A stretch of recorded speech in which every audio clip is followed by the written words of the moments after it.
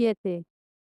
Tenía la esperanza de que por estas fechas ya habría recibido alguna carta tuya, aunque claro, es imposible fiarse del correo cuando tiene que viajar tan lejos.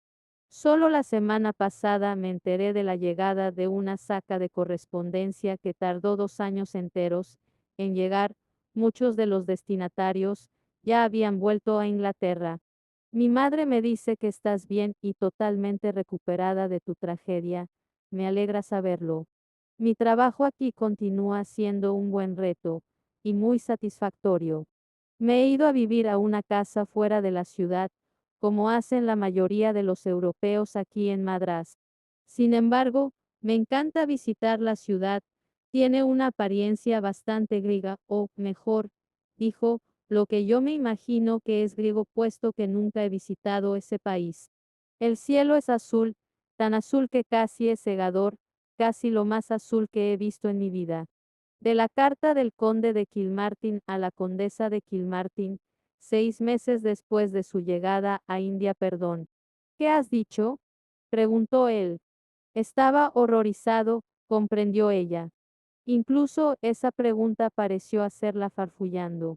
No le había hecho esa declaración con el fin de producirle esa reacción, pero al verlo sentado ahí, boquiabierto, con la mandíbula colgando, no pudo dejar de sentir cierto placer por haber conseguido eso. Deseo tener un bebé, repitió, encogiéndose de hombros. ¿Hay algo sorprendente en eso? Él estuvo un momento moviendo los labios, pero no le salió ningún sonido.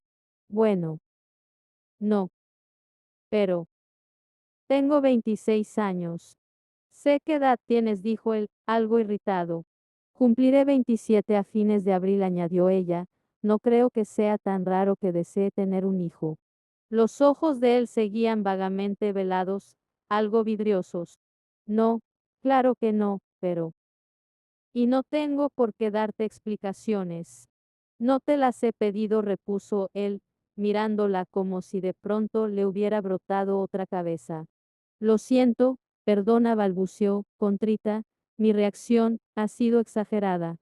Él no dijo nada, y eso la irritó. Como mínimo, podría haber dicho algo para llevarle la contraria.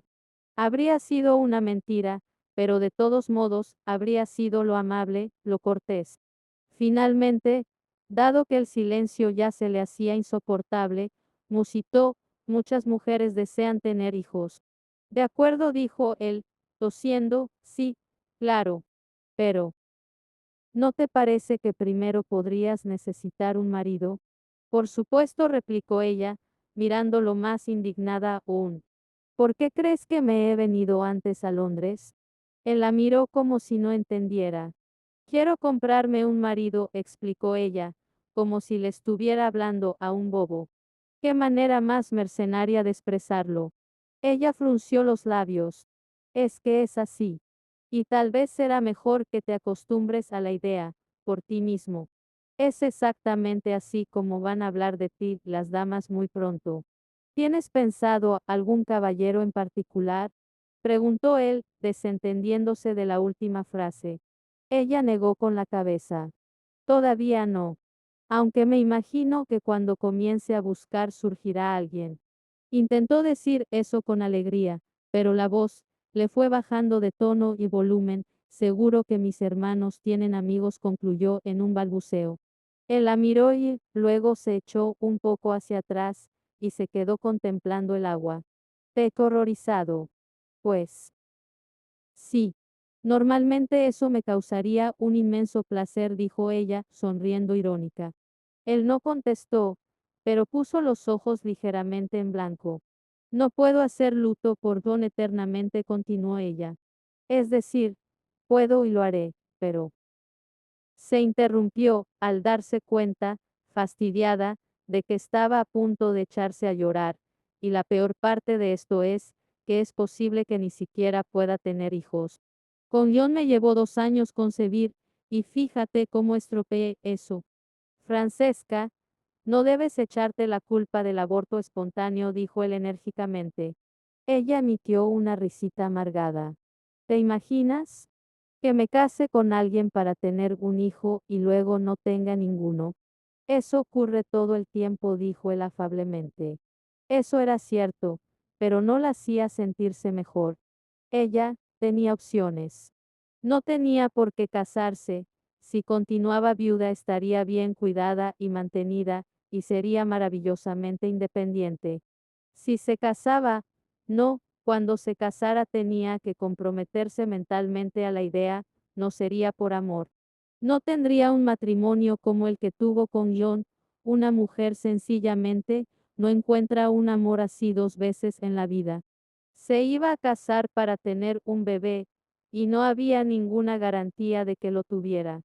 Francesca, ella no lo miró, continuó en la misma posición, pestañeando, tratando angustiosamente de contener las lágrimas que le hacían arder las comisuras de los ojos. Michael le ofreció un pañuelo, pero ella no quiso darse por enterada de ese solícito gesto. Si cogía el pañuelo tendría que llorar, nada se lo impediría. Debo rehacer mi vida, dijo, en tono desafiante. Debo. Ron ya no está y yo. Entonces le ocurrió algo de lo más extraño. Aunque extraño no era la palabra correcta. Chocante, tal vez, espantoso, vergonzoso, o tal vez, no existía una palabra para expresar el tipo de sorpresa que pareció detenerle los latidos del corazón, dejándola inmóvil, incapaz de respirar. Se giró hacia él, lo cual era lo más natural del mundo.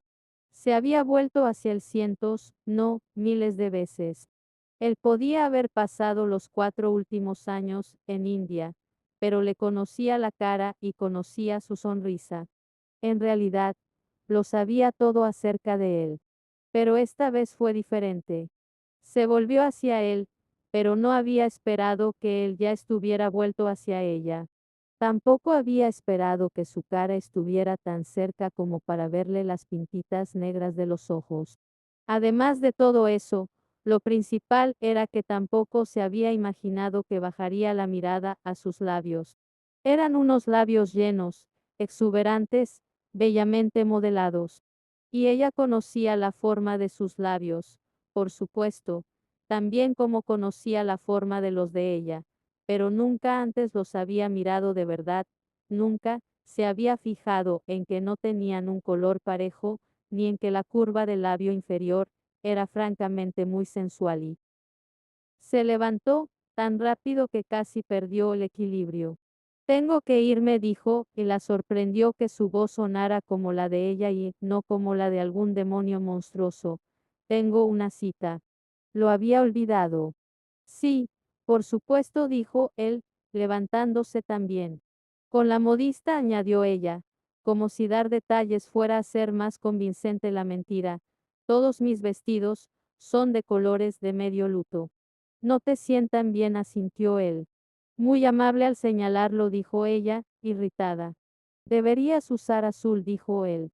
Ella sintió con un movimiento brusco, todavía bastante desequilibrada. ¿Te sientes mal? Estoy muy bien, contestó, entre dientes. Y puesto que no habría engañado a nadie con ese tono, añadió con más suavidad, estoy muy bien, te lo aseguro. Simplemente detesto retrasarme.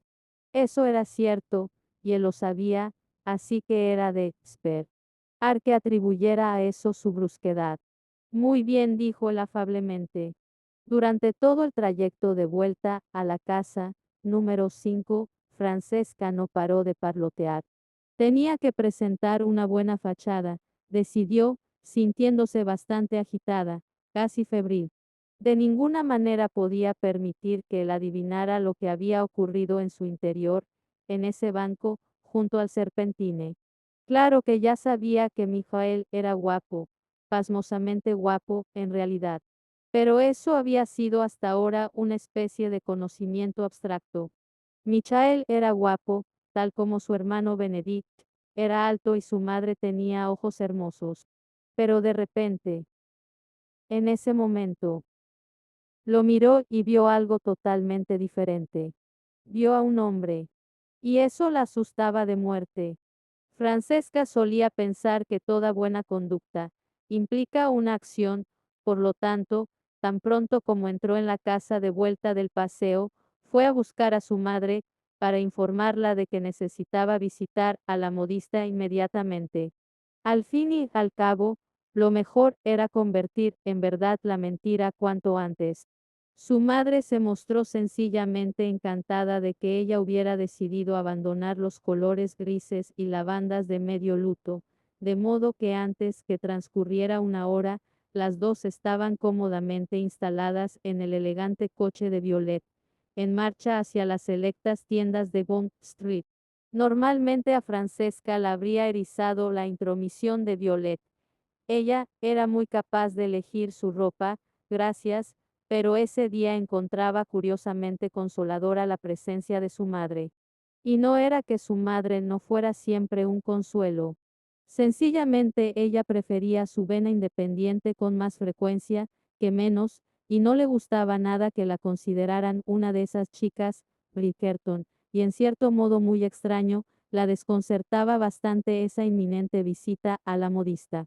Aunque habría sido necesaria una tortura con todos sus más atroces detalles para que lo reconociera, se sentía simplemente aterrada. Aun en el caso de que no hubiera decidido que ya era hora de volverse a casar, quitarse la ropa de viuda, señalaba un inmenso cambio, un cambio para el cual no estaba segura de estar preparada. Sentada en el coche, se miró la manga, el capote le cubría el vestido, pero sabía que el vestido que llevaba era color lavanda. Y encontraba algo tranquilizador en ese color, algo serio, formal, algo que le inspiraba confianza. Ya hacía 3 años que usaba ese color, o gris. Y antes, todo el año anterior, negro. Esos colores de luto habían sido una especie de insignia, comprendió, una especie de uniforme. No había necesidad de preocuparse de qué es uno cuando la ropa lo proclama con tanta fuerza. Madre, dijo, antes de darse cuenta de que quería hacer una pregunta. Sí, cariño, contestó Violet, girándose a mirarla sonriendo. ¿Por qué nunca te volviste a casar? Violet entreabrió ligeramente los labios y Francesca vio, sorprendida, que se le habían puesto los ojos brillantes. ¿Sabes que esta es la primera vez que uno de vosotros me hace esa pregunta? No puede ser. ¿Estás segura? Violeta sintió. Ninguno de mis hijos me lo ha preguntado. Lo recordaría. No, no, claro que lo recordarías, se apresuró a decir Francesca. Pero lo encontraba extraño y desconsiderado, en realidad. ¿Por qué ninguno de ellos le había hecho esa pregunta a su madre? Esa era la pregunta más candente imaginable. Y aun en el caso de que a ninguno de ellos le importara la respuesta para satisfacer una curiosidad personal, no comprendían lo importante que era para Violet. ¿Es que no deseaban conocer a su madre? ¿Conocerla de verdad? Cuando murió tu padre, dijo Violet. Bueno, no sé cuánto recordarás, pero fue muy repentino. Nadie se lo esperaba. Emitió una risita triste y Francesca pensó si alguna vez ella sería capaz de reírse al hablar de la muerte de John, aun cuando la risa estuviera teñida por la tristeza. Por una picadura de abeja, añadió Violet. Entonces Francesca cayó en la cuenta de que, incluso en ese momento, más de 20 años, después de la muerte de Edmund Stirling, su madre parecía sorprendida cuando hablaba de ella. ¿Quién lo habría creído posible? Continuó Violet, moviendo de lado a lado la cabeza, no sé cuánto lo recuerdas, pero tu padre era un hombre muy corpulento, tan alto como Benedicti, tal vez de hombros más anchos. Simplemente no se te ocurriría que una abeja. Se interrumpió, sacó un pañuelo y se cubrió la boca, para aclararse la garganta. Bueno, fue una muerte inesperada. La verdad es que no sé qué más decir, aparte de... Se giró a mirarla con esos ojos tan dolorosamente sabios, aparte de que me imagino que tú lo entiendes mejor que nadie. Francesca asintió, sin siquiera intentar frotarse los ojos para aliviar el ardor que sentía detrás de los párpados. En todo caso, dijo Violet, como si estuviera impaciente por continuar. Después de su muerte, yo estaba pasmada, atontada. Me sentía como si fuera caminando por una niebla. No sé cómo me las arreglé para funcionar ese primer año, ni los años siguientes. Así que no se me podía ni ocurrir pensar en matrimonio. Lo sé, dijo Francesca dulcemente. Y lo sabía. Y después, bueno, no sé qué ocurrió. Tal vez simplemente no conocía ningún hombre con el que me hubiera gustado compartir mi vida. Tal vez amaba demasiado a tu padre. Se encogió de hombros. Tal vez nunca vi la necesidad. Después de todo, yo estaba en una posición muy distinta a la tuya. Era mayor, no lo olvides, y ya era madre de 8 hijos. Y tu padre nos dejó en muy buena situación económica. Yo sabía que nunca nos faltaría nada. John dejó Kilmartin en muy buena situación, se apresuró a decir Francesca. Claro que sí, dijo Violet, dándole una palmadita en la mano. Perdona. No quise dar a entender lo contrario. Pero tú no tienes 8 hijos, Francesca. El azul de sus ojos pareció intensificarse. Además, tienes mucho tiempo por delante para pasarlo sola. Lo sé, dijo Francesca, asintiendo con movimientos bruscos. Lo sé, pero no logro. No puedo. No puedes, ¿qué? No puedo. Francesca bajó la cabeza, no sabía por qué, pero no podía apartar la vista del suelo. No logro librarme de la sensación de que voy a hacer algo incorrecto, que voy a deshonrar a John, deshonrar nuestro matrimonio. John habría deseado que fueras feliz. Lo sé, claro que lo desearía. Pero, ¿no lo ves? Levantó la cabeza y miró la cara de su madre, buscando algo, no sabía qué, tal vez aprobación, tal vez simplemente amor, puesto que era consolador buscar algo que ya sabía que encontraría. Ni siquiera busco eso, continuó. No voy a encontrar a alguien como John. Eso lo he aceptado. Y encuentro incorrecto casarme esperando menos. No encontrarás a alguien como John, es cierto, dijo Violet, pero podrías encontrar un hombre que te vaya igual de bien, solo que de un modo diferente. Tú no lo encontraste. No, pero yo no lo busqué. No lo busqué en apps o luto. ¿Desearías haberlo buscado? Violeta abrió la boca, pero no le salió ningún sonido, ni siquiera aliento. Al fin dijo, no lo sé, Francesca. Sinceramente, no lo sé. Y entonces, dado que el momento exigía un poco de risa, añadió, ciertamente no deseaba tener más hijos. Francesca no pudo evitar sonreír. Yo sí, dijo en voz baja, deseo tener un bebé. Eso me pareció. ¿Por qué no me lo has preguntado? Violet ladeó la cabeza. ¿Por qué tú nunca me preguntaste por qué no me volví a casar? Francesca sintió bajar la mandíbula. No debería sorprenderla tanto la perspicacia de su madre. Si fueras Eloise, creo que habrías dicho algo, dijo entonces Violet, o cualquiera de tus hermanas, si es por eso. Pero tú. Sonrió, nostálgica, tú no eres igual. Nunca lo has sido. Ya de niña eras diferente. Y necesitabas poner distancia. Impulsivamente Francesca le cogió la mano y se la apretó. Te quiero. ¿Sabías eso? Más bien lo sospechaba, dijo Violet, sonriendo. Madre. Muy bien, claro que lo sabía. ¿Cómo podrías no quererme cuando yo te quiero tanto, tanto? No te lo he dicho, dijo Francesca, sintiéndose horrorizada por esa omisión, al menos, no últimamente. No pasa nada, dijo Violet, apretándole la mano también, has tenido otras cosas en la cabeza. Francesca no supo bien por qué, pero eso la hizo reír en voz baja. Te quedas algo corta, debo decir. Violet simplemente sonrió. Madre, ¿puedo hacerte otra pregunta? Por supuesto. Si encuentro a alguien, no igual que John, claro, pero de todos modos conveniente para mí. Si no encuentro a alguien así, y me caso, con un hombre que me guste bastante pero al que tal vez no ame, ¿Sería correcto eso?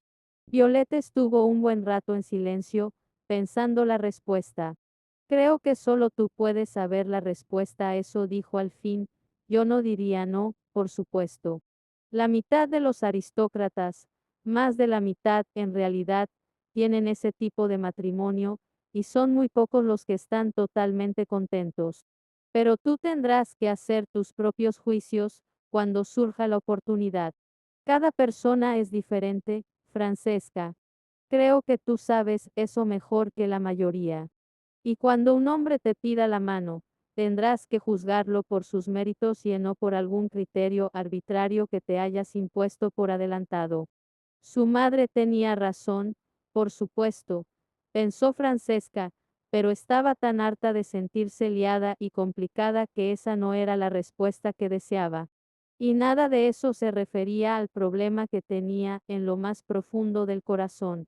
¿Qué ocurriría si realmente conocía a un hombre que le hiciera sentirse como se sentía con John? No podía imaginárselo, en realidad. Lo encontraba tremendamente improbable. Pero, ¿y si ocurría? ¿Cómo podría vivir consigo misma entonces? Michael encontraba algo bastante satisfactorio en sentirse con un humor de perros, por lo que decidió entregarse de lleno a esa emoción. Se fue dando patadas a una piedra todo el camino a casa. Le gruñó a una persona que le dio un codazo al pasar junto a él en la acera. Abrió la puerta de su casa con una ferocidad tal que la estrelló en la pared de piedra. O mejor dicho, la habría estrellado, si su maldito mayordomo no hubiera estado tan atento que la abrió antes de que la alcanzara a tocar la manilla. Pero pensó abrirla de golpe, lo cual ya era una satisfacción.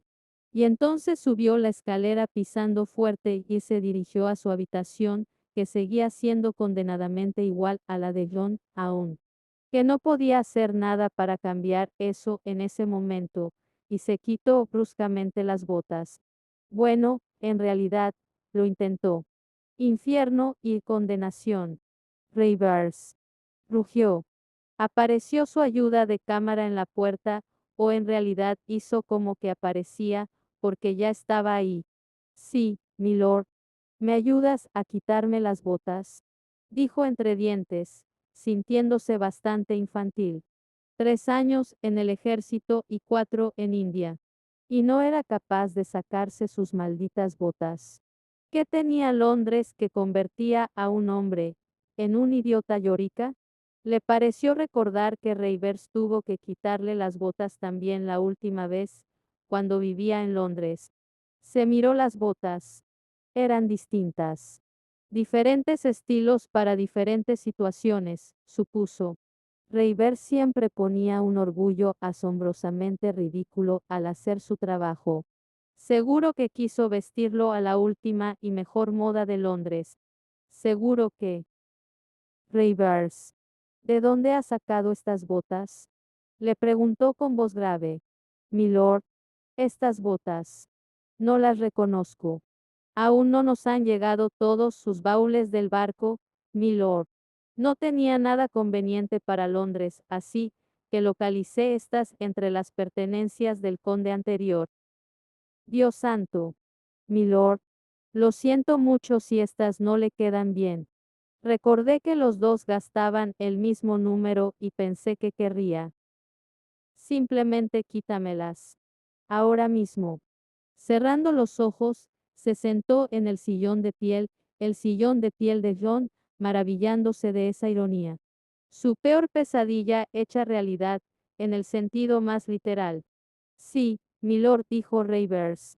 Parecía afligido, pero se puso inmediatamente a la tarea de quitarle las botas. Michael se apretó el puente de la nariz entre el pulgar y el índice e hizo una respiración lenta y profunda para poder hablar.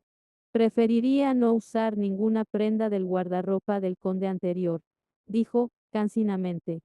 En realidad, no tenía idea de por qué había ropa de John ahí, todavía deberían haberla regalado a los criados o donado a una casa de beneficencia hacía años. Pero suponía que esa era una decisión que debía tomar Francesca, no él. Sí, por supuesto, milord. Me ocuparé de eso inmediatamente. Estupendo, gruñó Mijael. ¿Lo guardo todo con llave en otra parte? ¿Con llave? Buen Dios, esas cosas tampoco eran tóxicas. Seguro que todo está bien donde está, dijo, simplemente no uses ninguna prenda para mí.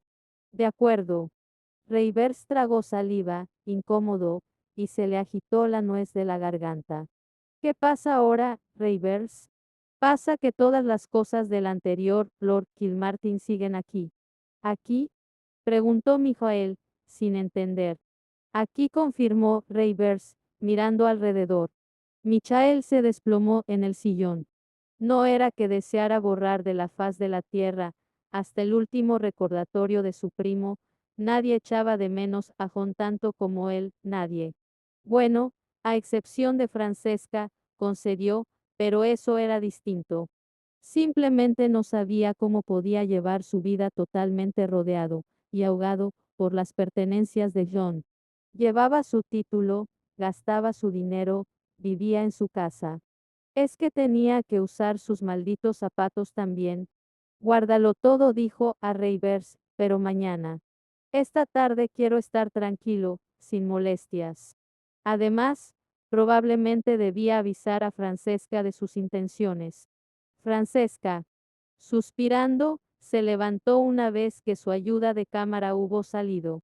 Pardiez. Reivers se había olvidado de llevarse las botas. Las cogió y las dejó fuera de la puerta. Era una reacción exagerada tal vez, pero, demonios, no quería contemplar las botas de Jon las siguientes 6 horas. Después de cerrar la puerta con un decidido golpe, empezó a pasearse sin rumbo, hasta que fue a asomarse a la ventana. El alféizar era ancho, de bastante fondo, así que se apoyó en él para mirar a través del visillo, la calle se veía toda borrosa. Apartó el delgado visillo y él no pudo dejar de curvar los labios en una amarga sonrisa al ver a una niñera llevando a un niño pequeño cogido de la mano, por la acera. Francesca deseaba tener un bebé. No sabía por qué eso lo sorprendió tanto. Si lo pensaba racionalmente, no debería haberse sorprendido. Era una mujer, por el amor de Dios, claro que deseaba tener hijos. ¿No lo deseaban todas? Y aunque nunca se había dicho conscientemente que ella suspiraría por Jon toda la eternidad, tampoco se le había ocurrido nunca que ella podría querer volver a casarse algún día. Francesca y Jon y Francesca, eran una unidad, o al menos lo habían sido, y si bien la muerte de Jon había hecho tristemente fácil imaginarse a la una sin el otro, era algo totalmente distinto pensar en uno de ellos, con otra persona.